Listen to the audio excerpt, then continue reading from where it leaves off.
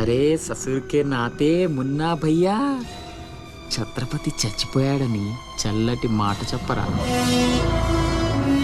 మాట్లాడవేంటన్నా? Munna, hello. Chhatrapati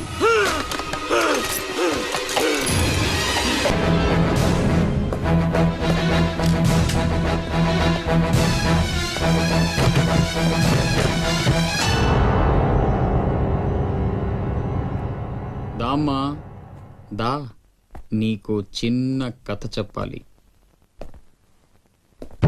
అనగనగా శ్రీలంక, ఆ లంకలో ఓ కొంప, ఆ కొంపలో ఓ అమ్మ.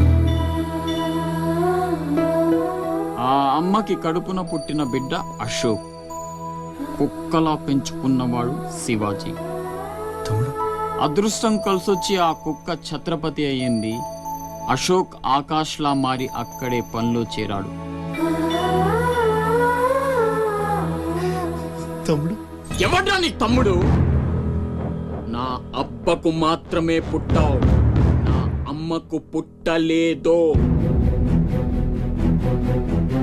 చిన్నప్పటి నుంచి నువ్వంటే నాకు అసహ్యం, చంపేద్దామన్నంత కసి. ఆ కడుపు మంటతోనే నువ్వు చచ్చావని అమ్మతో అబద్ధం చెప్పా. ఈసారి చావుని అబద్ధం చేయకూడదనే రాస్ బిహారీతో చేతులు కలిపాను. బతికేసావు. తమ్ముడు, నా మీద కోపం ఇష్టం ఏదైనా చే. అమ్మ ఎక్కడ? అమ్మని ఒక్కసారి చూడాలి. అమ్మ కావాలరా? అమ్మ కావాలరా నీకు? నువ్వు వదలవురా, నువ్వు మమ్మల్ని వదలవు. లాభం లేదు, నిన్ను చంపితే ఎక్కడ దాక్కున్నా మీ వాళ్ళు నన్ను చంపేస్తారు కదా. లేదు, అలాగేం జరగదురా. హలో అమ్మా, నేనమ్మా అశోక్ని. అదేనమ్మా ఛత్రపతి దగ్గర నేను పనిచేయను కదమ్మా. తను ఒక అమ్మాయిని మర్డర్ చేస్తుంటే చూసానమ్మా. తను చంపేస్తాడని భయంగా ఉందమ్మా నాకు. ఛత్రపతి ప్లీజ్ ప్లీజ్ నన్ను చంపొద్దు. నువ్వేం చెప్తే చేస్తాను. ప్లీజ్ ఛత్రపతి నన్ను చంపొద్దు, నన్ను వదిలే ప్లీజ్.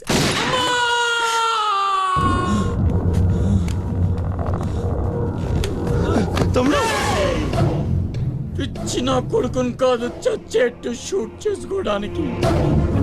ఇప్పుడు అమ్మ దృష్టిలో నన్ను నువ్వు షూట్ చేశావు, చంపడానికి ప్రయత్నించావు. కర్మ.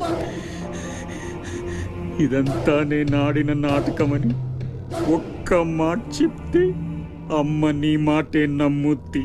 కడుపున పుట్టిన నాకంటే నువ్వంటేనే అమ్మకు నమ్మకం ఎక్కువ.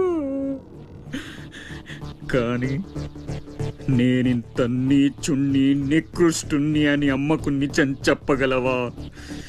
అది విని అమ్మ తట్టుకోగలదా? ఇప్పటికీ ఒక కొడుకు పోయాడన్న బాధతో 12 ఏళ్లుగా సగం చచ్చి బతుకుతుంది. ఇప్పుడు నేనింత దరిద్రున్నని తెలిస్తే మిగిలిన ఆ ప్రాణాలు కూడా. భయం వేస్తుందా? ఇప్పుడేం చేస్తావురా? నిజం చెప్పి అమ్మను చంపుకుంటావా? శాశ్వతంగా దూరం అయిపోయి అమ్మను బతికించుకుంటావా? ఏం చేస్తావురా వసకొల్లా? అజయ్!